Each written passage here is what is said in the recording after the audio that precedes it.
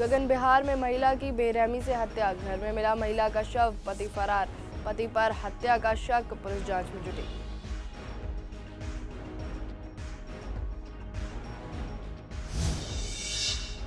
Pink card बनवाने उमड़ी महिलाओं की भीड़, डीटीसी पिंक कार्ड के लिए लंबी कतारें, 1 अगस्त से पहले पिंक कार्ड केंद्र पर भीड़।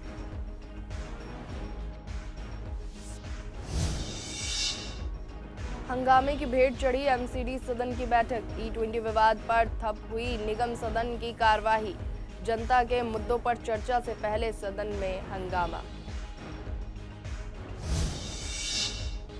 पीडब्ल्यूडी का सीसीटीवी डीवीआर चोरी, 3 आरोपी गिरफ्तार, सीसीटीवी हार्ड ड्राइव चोरी का खुलासा, सीलमपुर पुलिस ने डीवीआर चोरी केस सुलझाया। नमस्कार, मैं कात्यायनी भारद्वाज स्वागत करती हूँ आपका पूर्वी दिल्ली खास में। चलिए बढ़ते खबरों की ओर।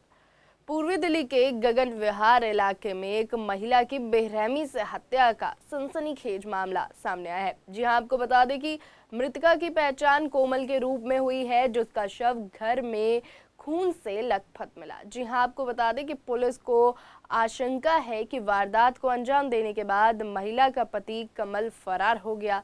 शुरुआती जांच में पति पत्नी के बीच कथित अवैध संबंध को लेकर लंबे समय से विवाद होने की बात भी सामने आई है और घटना का खुलासा उस समय हुआ जब महिला का बेटा घर पहुंचा।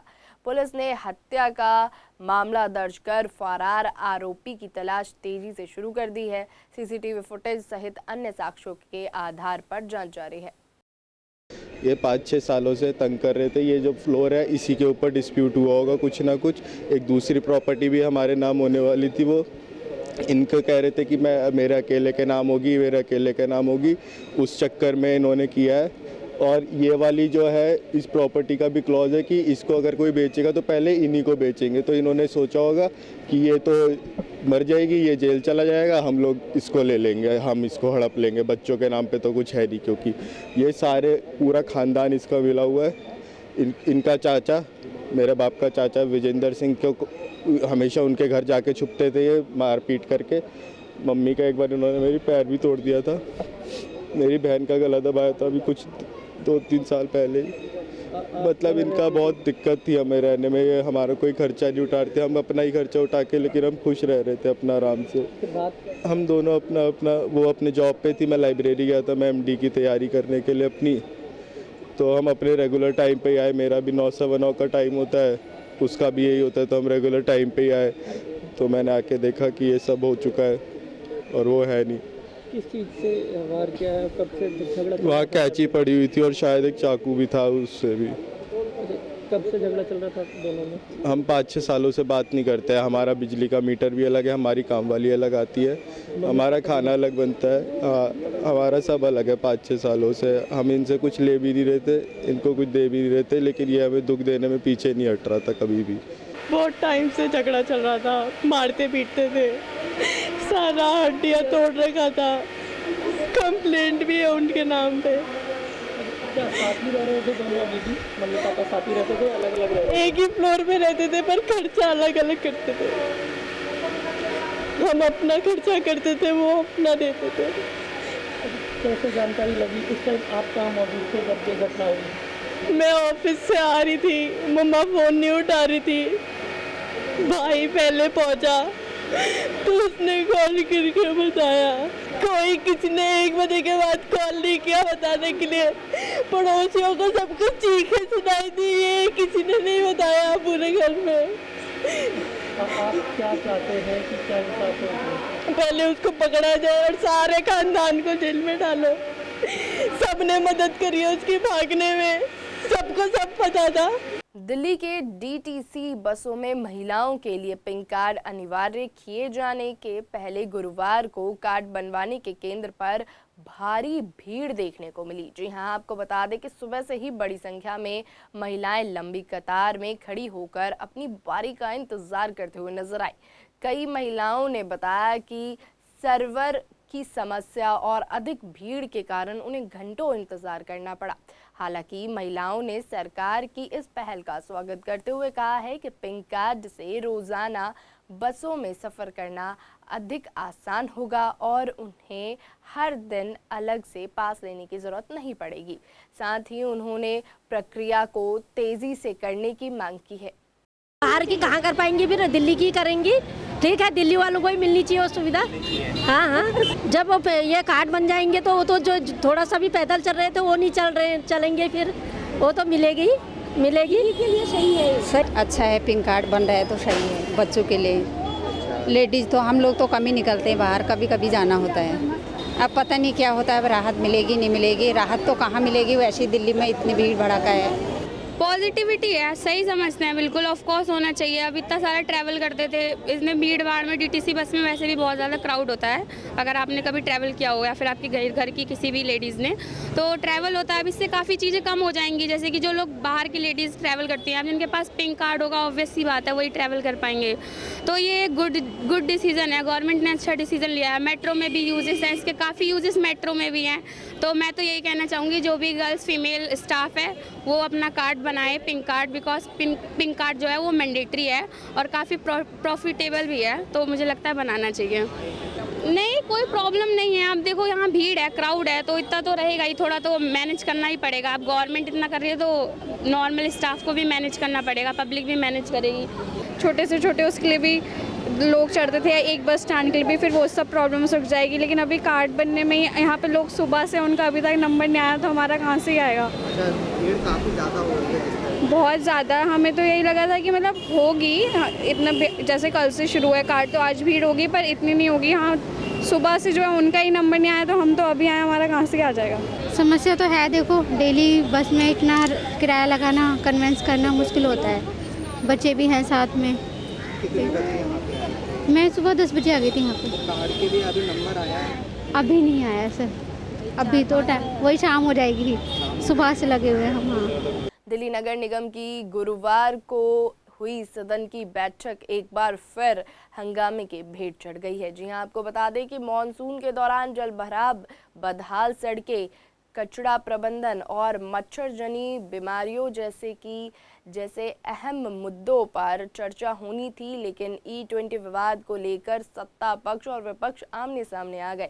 कांग्रेस ने भाजपा और आम आदमी पार्टी पर जनता के मुद्दों से ध्यान भटकाने का आरोप लगाया, जबकि भाजपा ने कार्यवाही बाधित करने के लिए आपको जिम्मेदार ठहराया। लगातार हंगामे के चलते सदन की कार्यवाही स्थगित करनी पड़ी और नागरिक सुविधाओं से जुड़े महत्वपूर्ण मुद्दों पर चर्चा नहीं हो सकी। दिल्ली नगर निगम जब से भारतीय जनता पार्टी की सरकार आई है, या बात करूं इससे पहले जब आम आदमी पार्टी की सरकार थी, दोनों ही पार्टियों के शासनकाल में एक दिन भी हाउस की यानी सदन की कार्यवाही सुचारू रूप से नहीं चली है। यानी कि ये बात साफ दिखाई देती है कि दोनों ही पार्टियां एक दूसरे से हाथ मिलाए बैठी हैं। ना भारतीय जनता पार्टी हाउस चलाना चाहती है और ना आम आदमी पार्टी हाउस चलने देना चाहती है। चर्चा थी जल जनित बीमारियों पे चर्चा होने की, डिसिल्टिंग के ऊपर और जल भराव के ऊपर। पिछले 10 सालों में जब दिल्ली में केजरीवाल सरकार थी तो उन्होंने जनता को पूरे भ्रम में रखा कि आम आदमी पार्टी की सरकार है, लेकिन उन्होंने आम आदमी पार्टी को कैसे जो है अपने मुनाफे के लिए इस्तेमाल करा, वो बात सबके सामने जाहिर हो गई। लेकिन बड़ा दुख का विषय है कि आम आदमी पार्टी कभी भी हाउस चलने नहीं देती है। जैसे मेयर साहब अपनी गद्दी पे बैठे और शोक प्रस्ताव पढ़ने के बाद तुरंत आम आदमी पार्टी ने पोस्टर बैनर लगाना चालू कर दी। उसमें गंदी बातें, मोदी जी के बारे में गंदी बातें लिखी हुई थी जो हाउस से कोई रिलेट नहीं करता है। तो हम सब ने विरोध किया कि हाउस चलने दें, क्योंकि लगातार ऐसा हाउस एडजॉर्न होते रहेंगे तो पार्षद अपनी बात को उठाएंगे। बहुत सारी समस्याएं हैं, हमने दिल्ली को सुंदर बनाना है, लेकिन आम आदमी पार्टी जैसा स्वभाव तो जैसा उनका स्वभाव शुरू से था, उन्होंने किसी निगम को नहीं चलने देना और एक मैसेज देना है कि दिल्ली में काम भारतीय जनता पार्टी नहीं करने दे रही है। लेकिन मेरा मानना यह है कि वो पार्षद भी कहीं ना कहीं अपने क्षेत्र में पब्लिक ने उनको चुन के भेजा है, वो भी अपनी बात रख सकते थे, क्योंकि डेंगू चिकनगुनिया महामारी अगर दिल्ली में फैल गई तो आपको पता है कि कई वर्षों पहले जिस तरह से हालत दिल्ली की हुई थी, उसमें बहुत सारी चर्चाएं होनी थी। उत्तर पूर्वी दिल्ली की सीलमपुर थाना पुलिस ने PWD के CCTV DVR चोरी के मामले का खुलासा करते हुए 3 आरोपी को गिरफ्तार कर लिया है। जी हां, आपको बता दें कि पुलिस ने आरोपी के कब्जे से चोरी की गई सीसीटीवी हार्ड डिस्क, उसकी बिक्री से मिली 48,000 रुपए और एक मोबाइल फ़ोन बरामद किया है। आपको बता दें कि जांच में सामने आया कि मुख्य आरोपी पहले पीडब्ल्यूडी के साथ सीसीटीवी कैमरे लगाने का काम कर चुका था, इसलिए उसे डीवीआर निकालने की पूरी जानकारी थी। पुलिस का कहना है कि आरोपी से पूछताछ जारी है और मामले से जुड़े अन्य पहलू की भी गहन जांच की जा रही है। शादरा जिले की कृष्णनगर थाना पुलिस ने मोबाइल स्नैचिंग के मामले का खुलासा करते हुए कुछ ही समय में उसका खुलासा करते हुए एक हिस्ट्री शीटर बदमाश और एक किशोर को पकड़ लिया है। जी हां, आपको बता दें कि पुलिस ने आरोपी के कब्जे से शिकायतकर्ता का छीना गया वीवो मोबाइल फ़ोन भी बरामद कर लिया है। जांच में सामने आया कि मुख्य आरोपी दीपक थाना कृष्णानगर का घोषित बदमाश है और पहले भी कई चोरी व स्नैचिंग के मामलों में शामिल रहा है। इतना ही नहीं, आरोपी दिल्ली से तड़ीपार होने के बावजूद इलाके में सक्रिय था और आपको बता दें फिलहाल पुलिस दोनों के खिलाफ आगे की कानूनी कार्रवाई कर रही है।